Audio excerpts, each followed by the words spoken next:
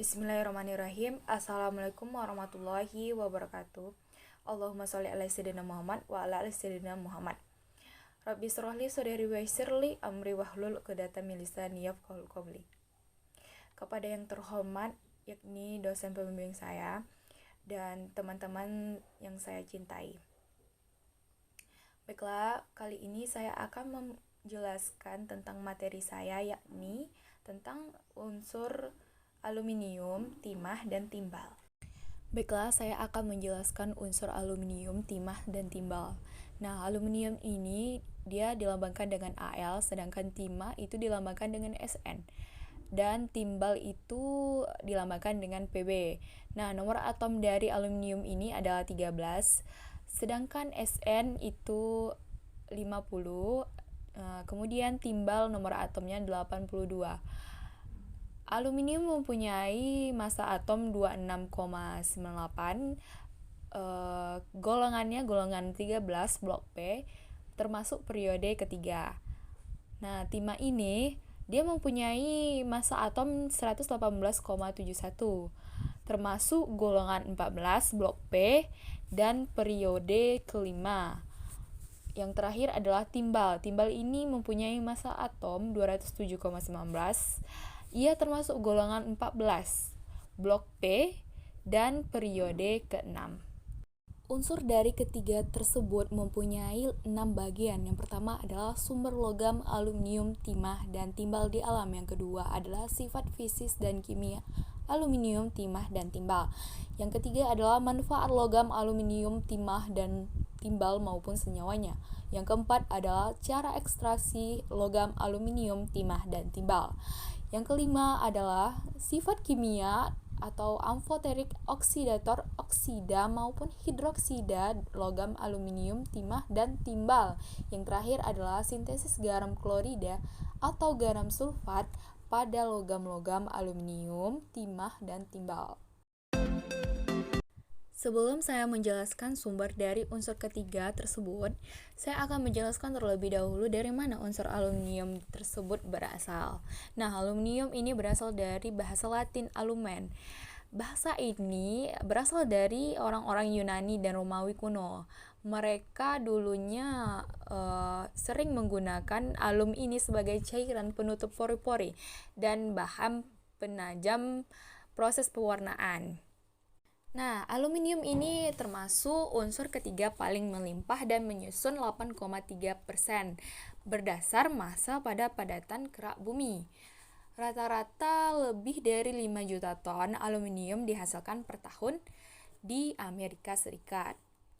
Di alam, logam aluminium ini tidak terdapat dalam keadaan bebas, tetapi dia tuh terdapat dalam senyawa oksidanya. Namun walaupun demikian, aluminium ini merupakan unsur yang jumlahnya menempati urutan ketiga terbanyak setelah oksigen dan silikon. Senyawa aluminium ini menyebar luas di seluruh bumi. Biji aluminium ini di Indonesia terdapat di Pulau Bintan, itu tepatnya di Provinsi Riau dan Provinsi Kalimantan Barat. Aluminium ini juga termasuk unsur yang banyak terdapat di kulit bumi. Umumnya, aluminium ini ditemukan bergabung dengan unsur silikon dan oksigen. Selanjutnya, timah. Di alam, timah putih ini dijumpai sebagai SnO2 dalam biji yang disebut kasiterit. Nah, kalau timah hitam ini dijumpai di alam dalam bentuk sulfat. Unsur selanjutnya yakni unsur timbal.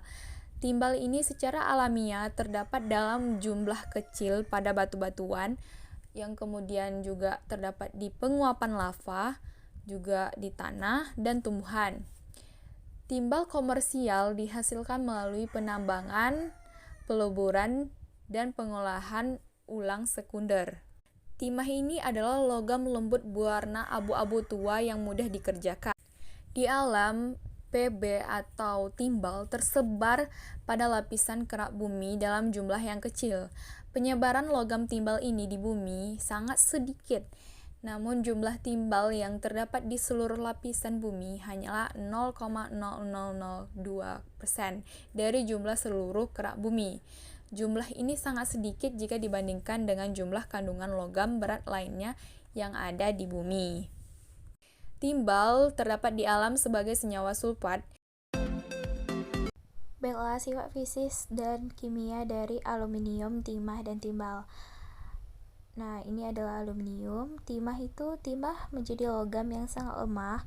Juga timah memiliki sifat duktilitas, salah satu bahan konduktor listrik yang sangat baik. Timbal itu logam yang sangat lunak, tahan terhadap koresi dan karat. Titik lebih rendahnya 327,5 derajat Celcius. Penghantar listrik yang tidak baik dan kerapatan logam yang lebih besar. Manfaat dari unsur aluminium itu untuk kaleng minuman, juga untuk wajan, cangkir, piring, maupun lembaran aluminium foil. Ini gunanya untuk membanggang.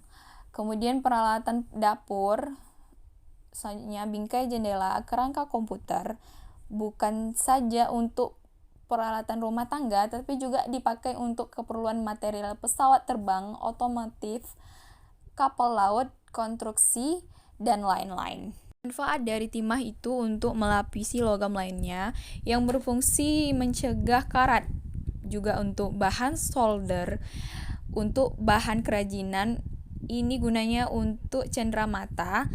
Kemudian bahan paduan logam untuk casing telepon genggam. Selain itu, timah ini juga digunakan pada industri farmasi untuk gelas, juga agrokimia, juga untuk pelindung kayu, cat, keramik, produk karet dan penahan kebakaran dan lain-lain.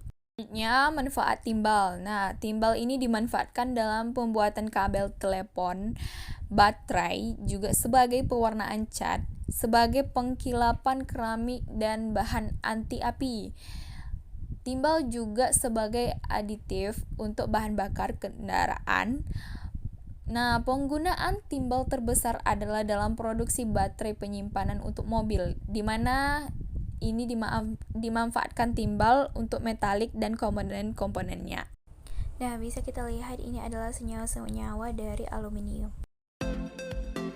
Ekstraksi aluminium. Ada dua tahapan. Yang pertama adalah proses Bayer, yang kedua adalah proses Hall-Héroult. Nah, proses Bayer ini ada crushing and grinding, yang kedua digesting, yang ketiga setting, yang keempat precipitation, yang kelima ada calcination, dan yang terakhir adalah ekstraksi dari AlOH 3 kali. Nah, yang kedua adalah proses Hall-Héroult. Proses Hall-Héroult adalah proses yang digunakan untuk menghasilkan logam aluminium murni dari aluminium oksida di dalam smelter aluminium. Kemudian ekstraksi timah. Nah, ekstraksi timah ini ada 3 tahap. Yang pertama tahap konsentrasi, yang kedua adalah tahap smelting, yang terakhir adalah tahap refining. Tahap konsentrasi ini seperti memanggang, yang kedua ini tahap smelting ini peluburan, yang terakhir adalah tahap refining ini seperti pemurnian. Baiklah, yang terakhir yakni adalah ekstraksi dari timbal. Nah, ekstraksi dari timbal tersebut mempunyai 3 metode. Yang pertama adalah metode pirometalurgi. Bagaimana prosesnya? Pirometalurgi ini adalah proses pemisahan logam dari bijinya dengan cara pemanasan pada temperatur tinggi. Biasanya ini memakai energi yang cukup panas.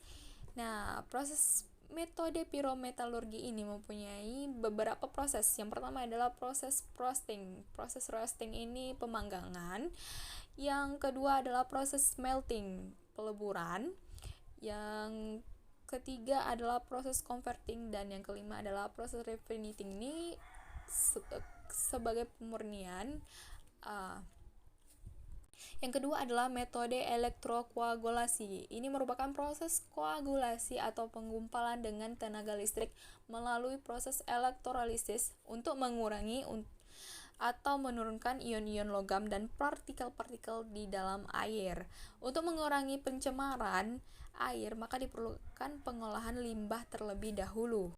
Metode ini mempunyai 3 proses. Yang pertama adalah proses ekualisasi, yang kedua adalah proses elektrokimia, yang ketiga adalah proses sedimentasi, yang terakhir adalah metode biosorpsi. Nah, metode ini Biosorpsi merupakan teknologi pengolahan limbah terbaru yang dapat menyisihkan atau menghilangkan logam berat yang bersifat racun. Oleh karena itu, biosorpsi dapat dipertimbangkan sebagai suatu teknologi alternatif yang ramah lingkungan untuk mengolah limbah cara cair industri yang secara ekonomi layak digunakan.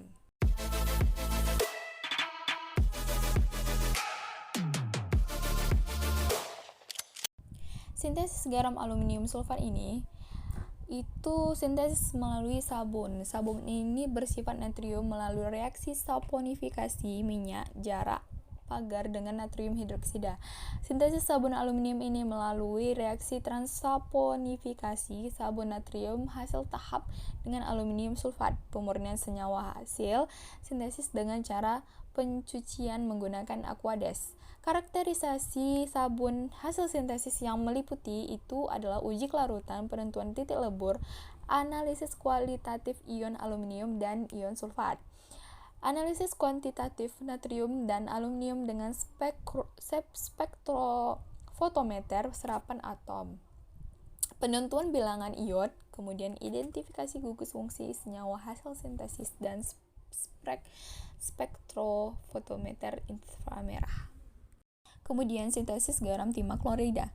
Nah, asam klorida 15 mili ini dimasukkan ke dalam corong pisah, kemudian nanti dimasukkan 0,488 gram sampel ke dalam air luminaire. Kemudian nanti alirkan sedikit demi sedikit HCl ke dalam air luminaire, lalu dipanaskan larutan di penanas air sampai gasnya itu benar-benar habis. Kemudian rangkaian dibuka, lalu larutan itu disaring. Kemudian diuap filtratnya sampai jenuh. Setelah jenuh, nanti larutannya itu didinginkan hingga terbentuk kristal. Kemudian kristal ini nanti dikeringkan pada suhu 900 derajat Celcius, 90 derajat Celcius selama 10 menit. Selanjutnya nanti dikarakterisasikan dengan melihat titik lelah dan uji daya reduksi SnCl2. Yang terakhir yaitu sintesis timbal klorida. Nah, timbal klorida ini akan mengendap dari larutan jika senyawanya ini bersifat klorida atau bersifat garam. Bisa juga HCl, NaCl, dan KCl. Nah, nanti ini ditambahkan ke dalam larutan yang mengandung timbal seperti timbal nitrat, yakni PbNO3 2 kali.